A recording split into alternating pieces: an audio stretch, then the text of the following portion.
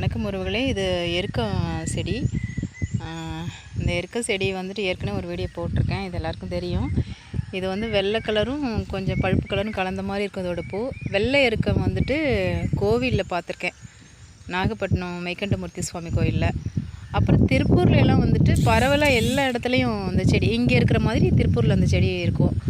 வெள்ளை எருக்கம் வந்து குழந்தைங்களுக்கு அதோட அந்த நார் எடுத்து அதை ஏதோ பண்ணி கையில் கட்டுவாங்க, மாந்தம்லாம் வராது அப்படின்னு சொல்லுவாங்க.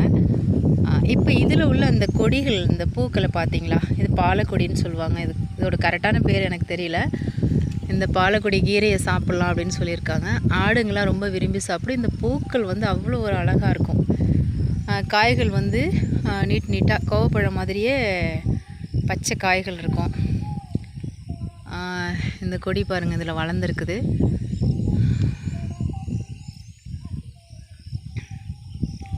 இந்த பூக்கள் வந்து அவ்வளோ அழகாக இருக்கும் பார்க்குறதுக்கு.